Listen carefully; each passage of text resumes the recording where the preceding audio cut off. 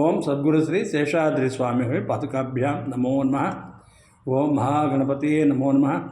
ராதா ருக்மிணி சத்யபாமா சமேத கோபாலகிருஷ்ண பரபிரம்மணே நமோ நம. நிறைய புண்ணிய காலங்கள் ஒன்றாக தொடர்ந்து வந்து கொண்டே இருக்கின்றன. இந்த புண்ணிய காலங்களிலே இறைவன் நமக்கு மிகுந்த நிறைந்த அருளை எல்லாம் செய்து கொண்டிருக்கிறார். திருவண்ணாமலை தீபம் ஏற்றியது, கைசிக ஏகாதசி, நாராயணியம் நாள், பகவத்கீதை நாள், தத்தாத்திரேய ஜெயந்தி, பரசுராம ஜெயந்தி என்று ஒன்றோடு ஒன்று சேர்ந்து ஒன்றாக வந்து நமக்கெல்லாம் நிறைய அருள் கிடைத்து கொண்டிருக்கிறது. கண்ணன் கூறினார் அல்லவா, எல்லா மாதங்களிலும் நான் மார்கழி மாதமாக இருக்கிறேன் என்று. அந்த மார்கழி மாதம் 2வது நாள் என்று இந்த நல்ல வேளையிலே புண்ணியத்திற்கு பலம் மிக அதிகமாக கிடைக்கும் நேரத்திலே நாம் இந்த பகவத்கீதை சொற்பொழிவை கேட்பதும் சொல்வதும் நமக்கு கடவுள் கொடுத்த பாக்கியம். சுடி கொடுத்த நாச்சியார் இந்த மார்கழி மாதத்தில்தான் திருப்பாவை பாடி ஸ்ரீரங்கத்திலே ரங்கநாதரிலே சேர்ந்து விட்டார்கள். நாயன்மார்களும் திருவெம்பாவையெல்லாம் பாடி சிவபிரான் மிகுந்த மகிழ்ச்சி அடைகிறார். நான் ஏற்கனவே பகவத்கீதையிலிருந்து சில விஷயங்களை, சில கருத்துக்களை எல்லோருக்கும் புரிவது போல அமைத்து இந்த சொற்பொழிவை செய்து கொண்டிருக்கிறேன். இந்த சொற்பொழிவிலே செல்ஃப் ரியலைசேஷன் என்பதை பற்றி என் கருத்துக்களை பரிமாறிக்கொள்ள வேண்டும் நினைக்கிறேன். காரணம், சமீப காலங்களிலே பொது வெளியிலே ஜாதிகளை பற்றியெல்லாம் ஒரு விவாதம் நடந்து கொண்டிருக்கிறது. திருவள்ளுவர் திருக்குறளிலே பிறப்புக்கும் எல்லா உயிருக்கும் சிறப்பு ஒவ்வா செய்தொழில் வேற்றுமையான் என்று சொல்லியிருக்கிறார் என்றும், பிறப்புக்கும் எல்லா உயிருக்கும் என்று சொன்னதுனாலே எல்லா உயிருக்கும், எல்லாருக்கும், எல்லா மனிதர்களுக்கும் பிறப்பு ஒன்றான், பிறப்பினால் எந்த விதமான வெற்றியும் இல்லை என்று ஒரு கருத்து சொல்கிறார்கள். திருவள்ளுவர் சொன்னது எல்லா மனிதர்களும் என்று சொல்லவில்லை, எல்லா உயிர்களும் என்று சொல்லியிருக்கிறார். எல்லா உயிர்கள் என்றால் பிராணிகள், பறவைகள், தண்ணீர் இருப்பவை, புழு, பூச்சி, இதையெல்லாம் மனிதருடன் சேர்ந்து ஒன்றுதான், பிறப்பில் ஒன்றுதான், வெகு வித்தியாசமில்லை என்று சொல்வது யாருமே ஏற்றுக்கொள்ள முடியாது. மனிதர்களுள்ளே நம்ம பார்த்தோம் என்றால் எவ்வளவோ நாடுகள் இருக்கின்றன, எவ்வளவோ கலாச்சாரங்கள் இருக்கின்றன, எவ்வளவோ மொழிகள் எல்லாம் இருக்கின்றன. ஒரு நாட்டினிலே மனிதர்கள் வேறுபடுகிறார்கள். ஒருவர் குட்டையாக இருக்கிறார், ஒருவர் நட்டையாக இருக்கிறார், ஒரு சிரிப்பாக மகிழ்ச்சியாக இருக்கிறார், ஒரு எப்பவும் வருத்தப்பட்டு கொண்டே இருக்கிறார். உடல் உறுப்பு எல்லோருக்கும் ஒரே மாதிரி இல்லை. அதனால் வள்ளுவர் சொல்ல வந்தது, பிறப்பு என்பது எல்லா உயிருக்கும் உண்டு, அதனை எப்படி இறப்பு என்பது எல்லா உயிருக்கும் உண்டோ அதே மாதிரி பிறப்பு என்பதும் எல்லா உயிருக்கும் உண்டு என்று சொல்கிறார். இதைத்தான் ஸ்ரீ கிருஷ்ண பகவான் சொல்லியிருக்கிறார் பகவத்கீதையிலே. ஜாத்தஸ்யகி துருவோ மிருத்யுவு, யாரெல்லாம் பிறந்தார்களோ எல்லாரும் இறக்கத்தான் வேண்டும். கிருஷ்ண பகவான் சொல்கிறார். அதனால் இந்த உயிர் பிறப்பது இறப்பது என்பதை பற்றி தேவையில்லாமல் அதிலே மனதை ஈடுபடுத்தி கருத்து வேறுபாடுகளாம் தேவையில்லை என்று சொல்கிறார்.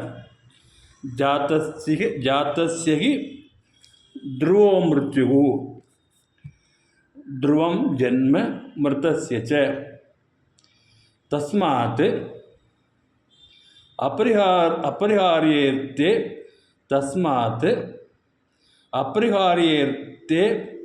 நத்வம் சோச்சித்து மரசி.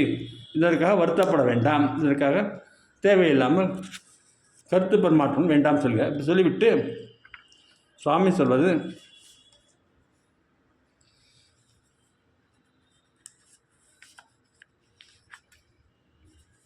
நைனம் சிந்தந்தி சஸ்திராணி நைனம் தகதி பாவகः நச்சைனம் क्लेदयन्त्यायु नचैनं क्लेदयन्त्यापो न சோச்சயதி மாருதः.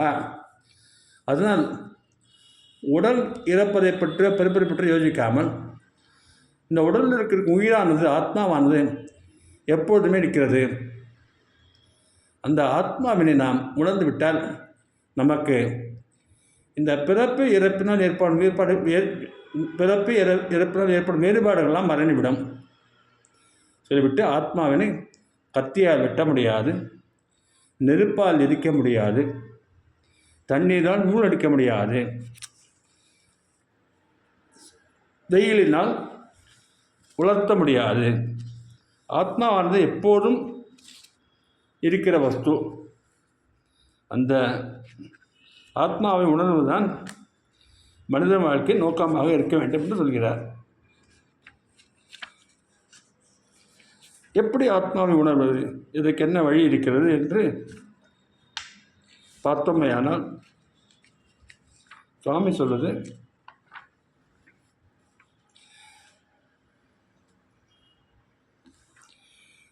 உத்தரேத் ஆத்மனாத்மானம் உத்தரேத் ஆத்மனாத்மானம்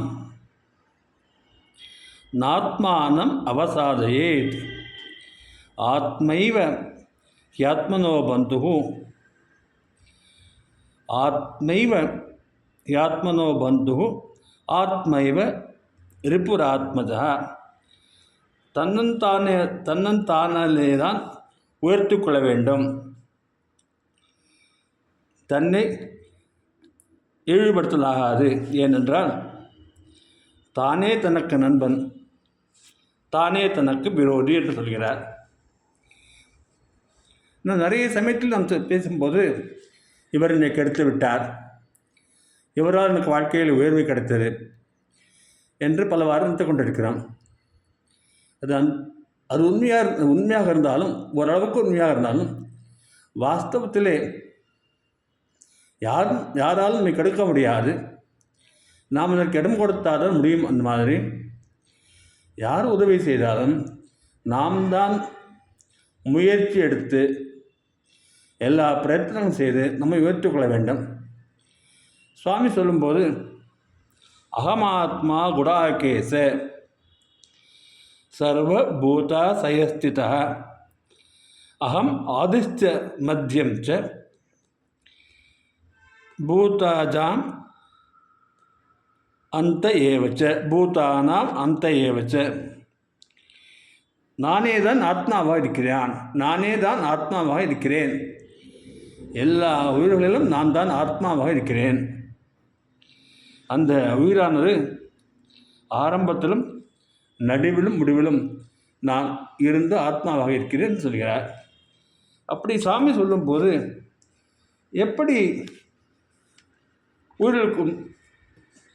உயிர்களுக்குள்ளே வேற்றுமை இருக்க முடியும்? ஒரே கடவுள் தான் எல்லாம் நிற்காருங்கிற போது நமக்கு மனதிலே பக்குவம் வர வேண்டும். இல்லை ஏற்றத்தாழ்வு கிடையவே கிடையாது. ஏற்றத்தாழ்வு கிடையாது என்று சொன்னது ஆத்மாவிற்குத்தான். இந்த உடலை பொறுத்த வரைக்கும் ஒவ்வொருவருக்கும் பண்புகள் வித்தியாசமாகத்தான் இருக்கின்றன, திறமைகளும் வித்தியாசமாகத்தான் இருக்கிறது. திறமைகள் வித்தியாசமாக இருக்கிறது, பண்புகள் வித்தியாசமாக இருக்கிறது. அவரவர் பண்புக்கு தகுந்தால் போல, அவரவர் திறமைகள் தகுந்தால் போல அவர்கள் கடமையை செய்துவிட்டு வாழ்க்கையில் முன்னேற வேண்டும். பகவத்கீதை சொல்லியிருக்கிறது, வித்யா வினய சம்பன்னோ வித்யா வினய சம்பன்னே வித்யா வினய சம்பன்னே பிராமணே கவிஹஸ்தினி சுனிச்சைவ சுபாகேச்ச பண்டிதாக சமதர்சினா. மிகுந்த கல்வியை உடையவரும் அதே சமயத்தில் அடக்கமாக இருப்பவருமான பிராமணனிடத்தும், பிராமணர்கள் பொதுவாக நிறைய படித்திருப்பார்கள், மிகவும் அடக்கமாக இருப்பார்கள். அவர்களிடத்திலும் பசுவினிடத்திலும், பசுமாறு எவ்வளோ உயர்ந்தது என்று எல்லோருக்கும் தெரியும். யானையை நிறுத்தும், யானையை பார்த்து எல்லோருக்கும் ஆச்சரியமாக இருக்கும், மிகப்பெரிய உருவமாக இருக்கிறது. இந்த யானை எடுத்தும் இதற்கு நேர் எதிர்மாறாக ஒரு நாயினிடத்தும்,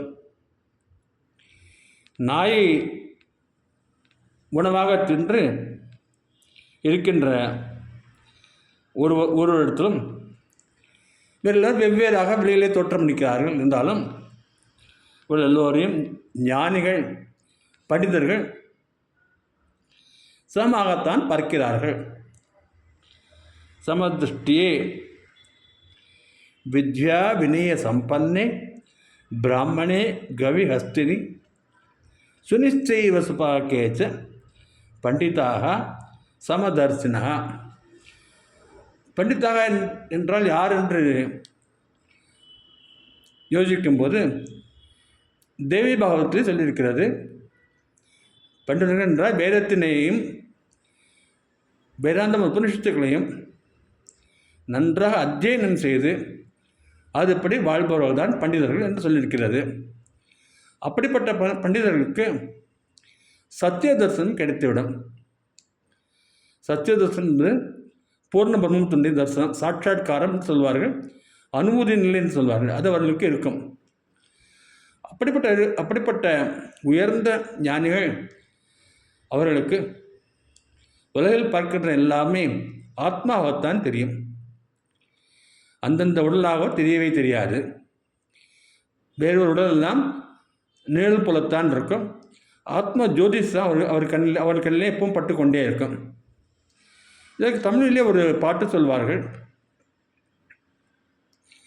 மரத்தில் மறைந்தது மாமத யானை, மரத்தை மறைத்தது மாமத யானை. ஒரு யானையினை மரத்தில் செய்து வைத்திருக்கிறார்கள், ரொம்ப பெரிய யானை. அந்த யானையை மரம் என்று திறம் பார்க்கின்ற போது யானையாகத்தான் தெரியும். அது மரம்தான், அது உயிருள்ள யானை இல்லை என்று தெரிகிற போது அது மரமாக தெரியும். மரத்தில் மறைந்தது மாமத யானை, மரத்தை மறைத்தது மாமத யானை என்று சொல்வார்கள். இப்படி ஒரு உலகத்தில் இருக்கின்ற எல்லாவற்றையும் உயிரினங்களையோ அல்லது பொருட்களையோ பார்க்கும்போது பிரம்மமாகவே தான் ஞானிகள் பார்ப்பார்கள். அந்த பொருளாக அவர்களுக்கு தெரியாது. பொருளாக தெரியும் என்றாலும் ஒரு நிழலை போலத்தான் தெரியும். அந்த நிலைக்கு உயர வேண்டும் என்பதுதான் இந்த வாழ்க்கை குறிக்கோளாக இருக்கும். அப்படி உயர்வதுதான் செல்ஃப் ரியலைசேஷன் என்று சொல்வார்கள். செல்ஃப் ரியலைசேஷன் என்பது படிப்படியாகத்தான் வர வேண்டும், ஒரே நாளிலே வராது. நாம் பூஜை செய்யும்போது கூட கடவுளுக்கு பூஜை செய்வதாக அவருக்கு நன்றாக தெரியும். ஒரு ஸ்லோகம் சொல்லுவோம். தேகோ ஜீவாலய புரோக்தோ ஜீவோ தேவா சனாதனா. இந்த உடம்பானது ஒரு ஆலயம். இந்த ஆலயத்தில் இருக்கும் உயிரானது சனாதன் என்கின்ற தெய்வம். தெஜேத்து அஜ்ஞான நிர்மால்யம். அதனால் அஜ்ஞானத்தினை ஒழித்து கட்ட வேண்டும். நான் வேறு தெய்வம் வேறு என்கின்ற அந்த அஜ்ஞானத்தை ஒழித்து கட்ட வேண்டும். தெஜேத்து அஜ்ஞான நிர்மால்யம் சோகம் பாவேன பூஜையேத்து சகாகம். அவராகத்தான் நான் இருக்கிறேன் என்று மனதில் நன்றாக கருத்து வர வேண்டும். இது பாவம்தான். இது நாம் பாவம் என்று சொல்கின்ற போது நமக்கு வெளிப்படையாக நன்றாகவே தெரியும். நாம் பூஜை செய்கிறவர், நாம் பூஜை செய்வது உலகத்தையே ஆட்டி படைக்கும் பூர்ண பிரம்மம் என்று நன்றாக தெரியும். அப்படி தெரிந்து கூட பாவத்தினால் நாமம் வரும் ஒரு ஒன்றையை தான் நினைத்து கொண்டு அப்படி கடவுளுக்கு பூஜை செய்ய வேண்டும் என்று சொல்வார்கள். தமிழில் இது வேறு மாதிரியும் சொல்வார்கள். தன்னை அறிந்தவன் தன்னைத்தானே அர்ச்சிக்கின்றான். இந்த ஆத்மாவை பற்றி தெரிந்து கொண்ட மனிதர் கடவுளை பூஜை செய்யும்போது தன்னைத்தான் பூஜை செய்து கொள்கிறார் என்று நன்றாக தெரியும் என்று சொல்வார்கள்.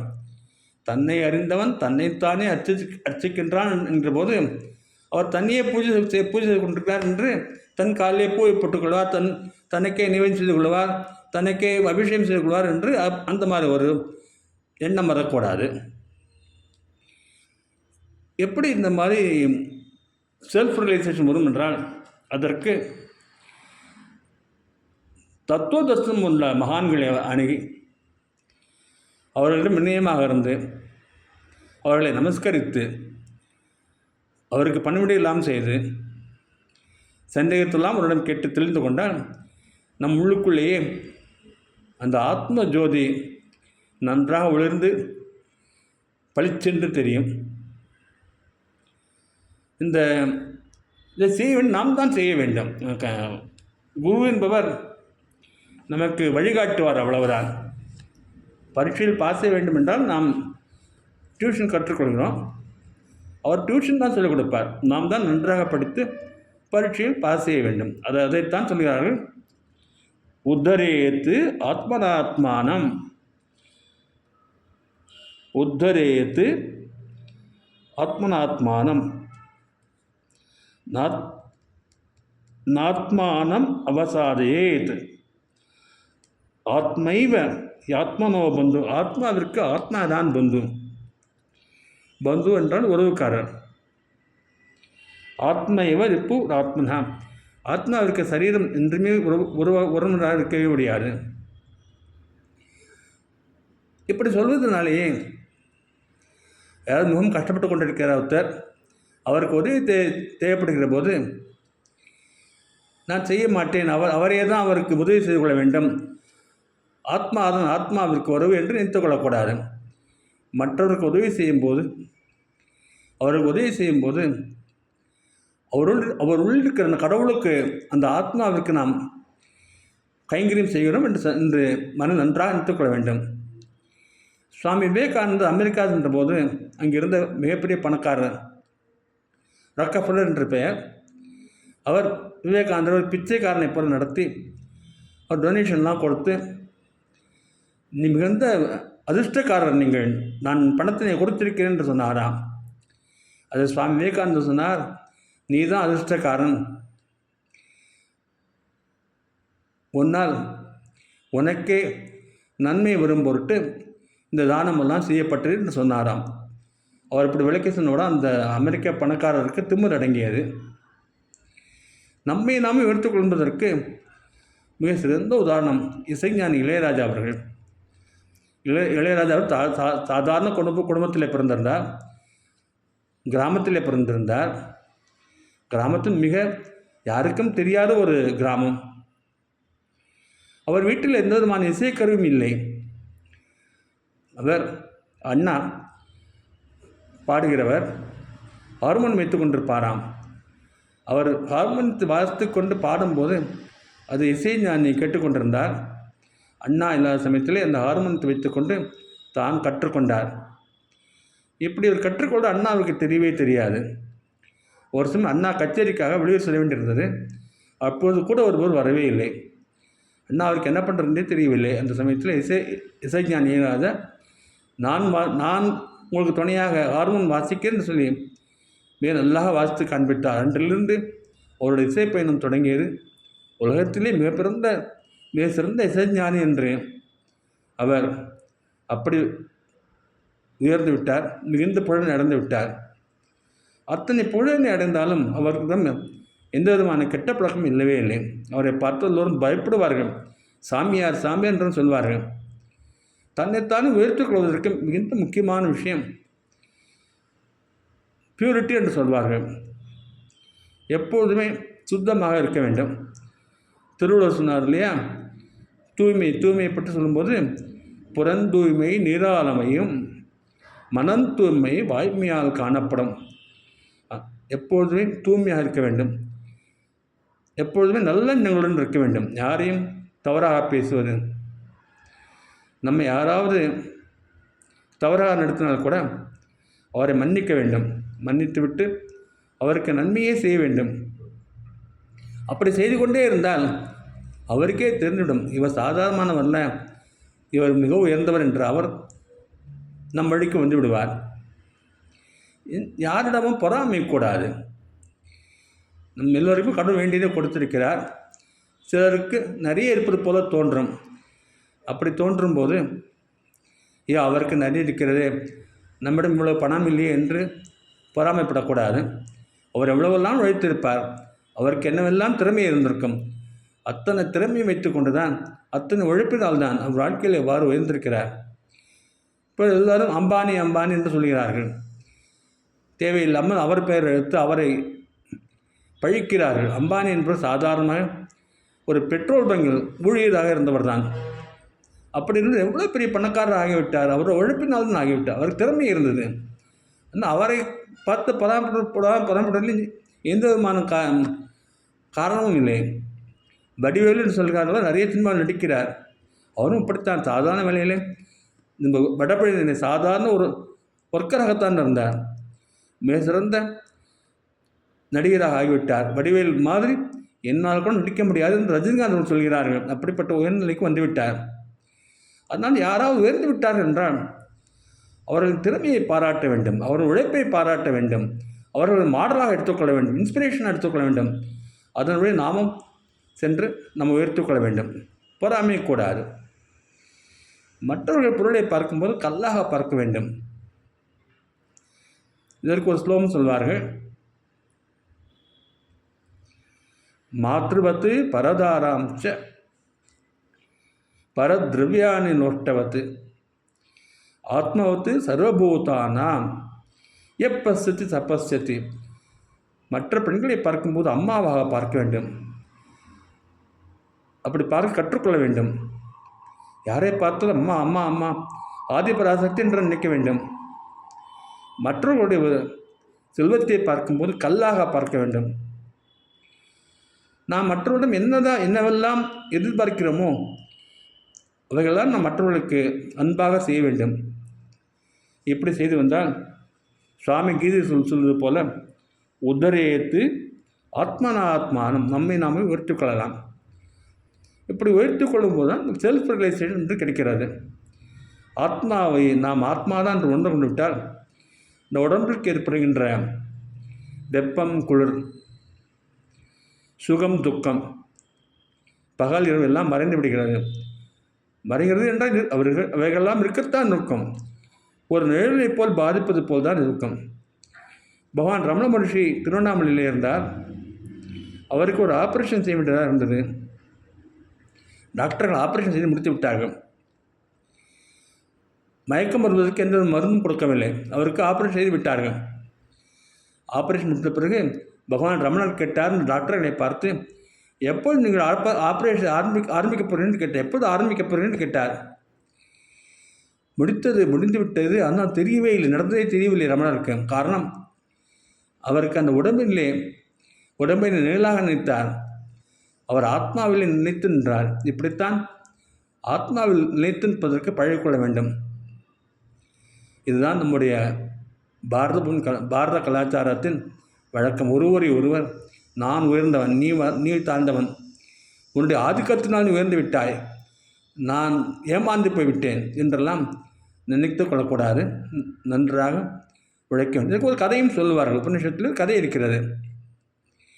ஒரு நாட்டை ஆண்டு கொண்ட அரசன் மிக நல்லவனாக இருந்தான்.